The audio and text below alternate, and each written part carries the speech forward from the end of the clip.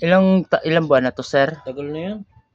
Tinutuklap ko yan. Basta Kulugo, matang isda po Ngayon, sir, tanggalin ko kung gusto mo. Kesa, Libre lang? Libre lang, sir.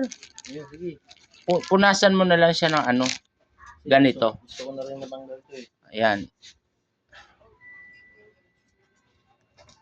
Gawa mo. Maglilig ako eh. Ito po ang pagtanggal, sir, ha. Cotton. Yan natin kasi medyo matagal-tagal na to eh. Ito po siya. Ganun lang. Mama! Mga ilang minutes na, boss? Maya-maya konti, sir. Huwag may din, sir. Ito rin, di ba, words to? Opo. Kasi dito, patanggal mo na dito. So, ma'am, pakahawak po. Hindi yung kaya? Bakit? Mainit sa katawan yung ano niya.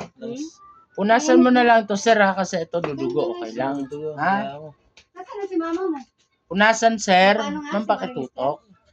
Punasan. Then, cut mo siya katulad nito. Para wala ka madamay na ibang balat.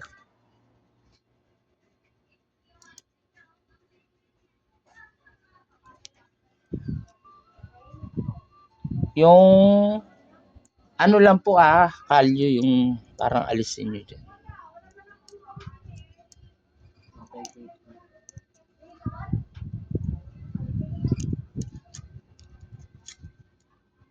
Talas yung cutter mo eh. Okay lang yan, sir.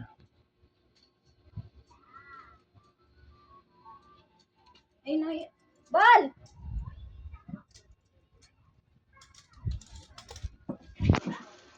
Lumagotok na yung mga likod ko. Sir, ito na po siya, ha? Ito po, Ay,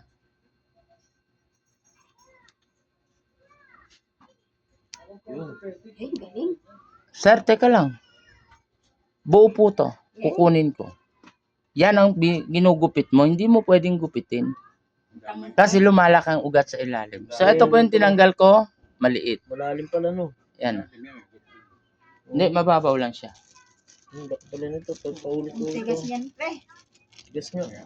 Matigas yan, sir. Kahit pa sagasaan mo yan, di yan di yan mapipisa. Ayos. Ito si sir. Ayos. Magaling. Maitim lang ang utong.